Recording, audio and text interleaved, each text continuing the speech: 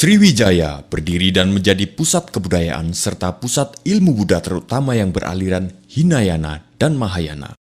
Sriwijaya adalah kerajaan besar Nusantara yang kekuasaannya tersebar sampai ke Kamboja. Majapahit adalah kerajaan besar setelah Sriwijaya. Majapahit berasal dari nama buah maja dan rasanya yang pahit. Buah itu ditemukan anak buah Raden Wijaya. Kejayaan Majapahit mencapai puncaknya pada masa Raja Hayam Wuruk dengan mahapatihnya Gajah Mada.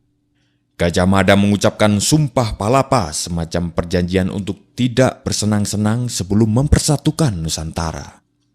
Laksamana Cheng Ho melakukan pelayaran ke Nusantara. Pelayaran itu menghasilkan akulturasi budaya antara orang Cina dan penduduk lokal. Jejak akulturasi itu dapat ditemui di dalam kesenian dan kebudayaan, serta beberapa jenis bangunan peribadatan.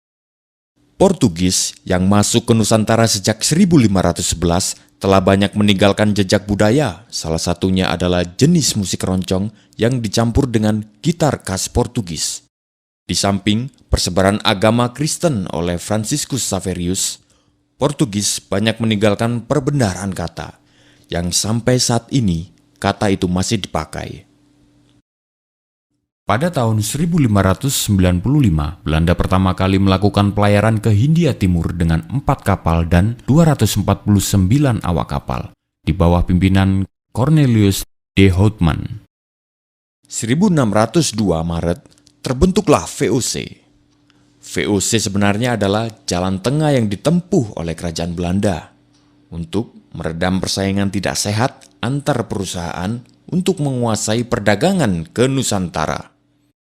Setelah berdiri selama 198 tahun, pada 1 Januari 1800, VOC secara resmi dibubarkan. Pembubaran VOC ini disebabkan oleh banyak hal, salah satunya adalah korupsi di dalam VOC sendiri. Melalui perjanjian Kew, Belanda menyerahkan kekuasaan bekas jajahannya ke kerajaan Inggris. Kemudian Thomas Stamford Raffles dipilih menjadi perwakilan Inggris di Jawa. Ia kemudian menulis buku yang fenomenal, yaitu History of Java. Pada tahun 1825, Perang Pangeran Diponegoro berlangsung dan berakhir pada tahun 1830. Diponegoro datang dalam sebuah perundingan yang digagas Belanda. Namun, beliau kemudian ditangkap dan diasingkan ke Manado lalu dipindah ke Makassar hingga wafat.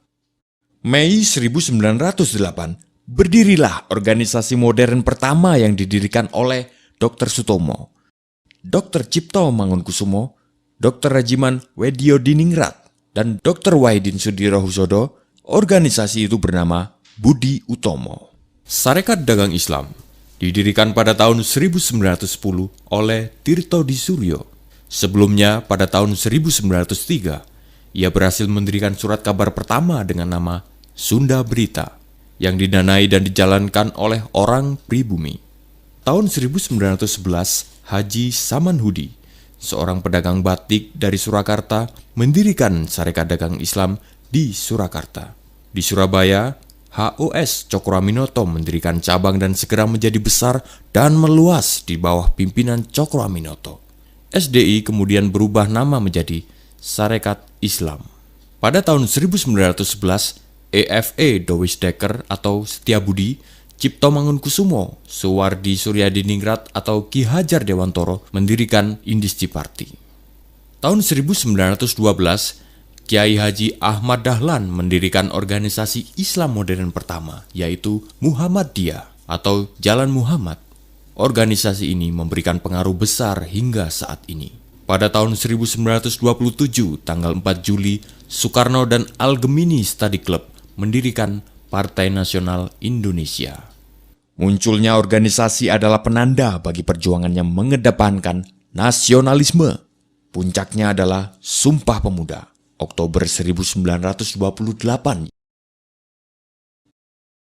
Tokohnya adalah Muhammad Yamin. Pada bulan Maret 1942, Jepang menangkap Gubernur Jenderal Belanda. Saat itu pula runtuhlah kekuasaan Belanda. Jepang masuk dengan slogan Saudara Tua, Cahaya dari Timur. Bulan Maret 1945, Jepang membentuk Badan Penyelidik Usaha Persiapan Kemerdekaan Indonesia sebagai upaya pemberian kemerdekaan. 1 Juni, Soekarno mengemukakan dasar negara Pancasila, 5 dasar yang akan menjadi falsafah resmi Indonesia merdeka. 15 Agustus, Jepang menyerah tanpa syarat setelah sekutu membom Hiroshima pada 6 Agustus 1945. Pada saat itu terjadi kekosongan kekuasaan karena sekutu yang mengalahkan Jepang tidak melakukan penaklukan terhadap Indonesia. Sementara itu Jepang masih berkuasa, namun telah menyerah. 16 Agustus, Soekarno-Hatta diculik para pemuda dan dibawa ke Rengas Dengklok. Para pemuda mendesak Soekarno-Hatta untuk segera menyatakan kemerdekaan. Tanggal 17 Agustus, dibacakanlah proklamasi yang dirancang Soekarno dan beberapa tokoh di rumah Soekarno.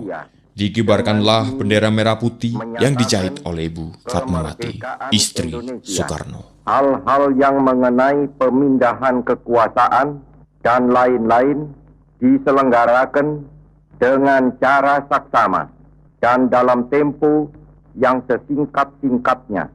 Jakarta, 17 Agustus 1945, atas nama bangsa Indonesia, Soekarno-Hatta.